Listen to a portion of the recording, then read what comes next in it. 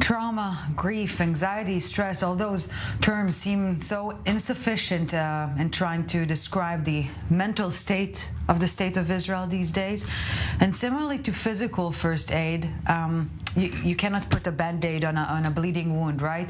So there's a huge significance to mental first aid, and we want to welcome now here in studio Rivka Tuval Maschiach, Chief Psychologist at NATAL. Rivka, thank you very much for joining us. To say there's an increase in those who are seeking mental relief is an understatement. What have you been witnessing in recent days? Okay, so it would be correct to say that the whole country is traumatized for the last 15 days, of course. Not everybody will need professional help because everybody now is anxious, and it's very normal to respond that way. But we do see a huge increase for many populations in the country. But obviously there are different levels of trauma, the different scales of hell, if you will. And things are still happening on the ground in a very rapid pace.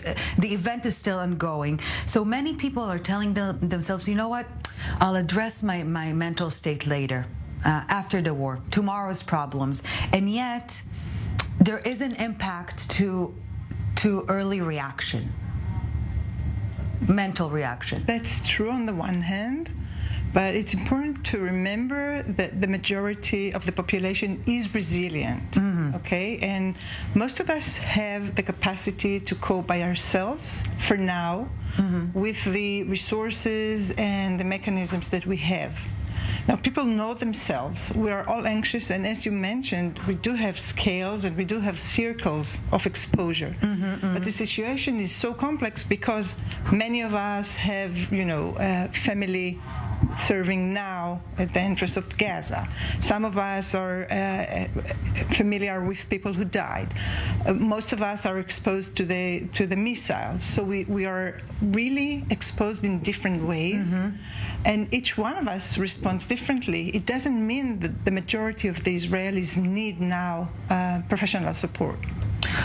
And yet, there is helping others and helping yourself is somewhat intertwined to an extent.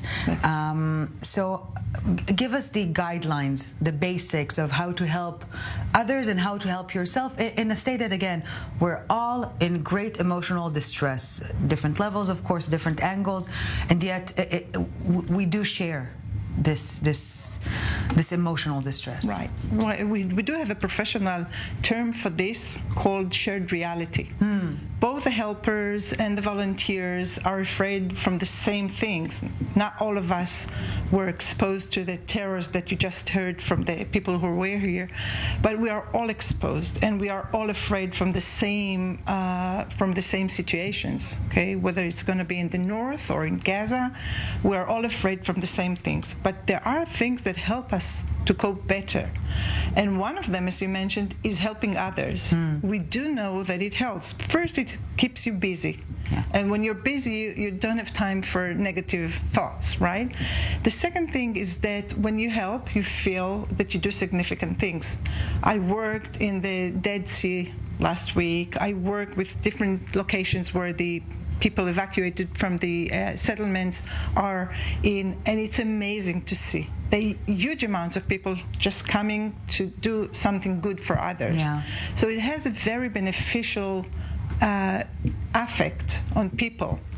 But on the other hand, it may exhaust your resources. Right. Okay. So everyone needs to find a balance between how much you can give and how much you can be exposed to the terrors that you hear, and when you have to stop and take care of yourself. And it's also okay to say, well, I want to tune out for a bit. I don't want to get all the push alerts every single moment. It's okay. We all have different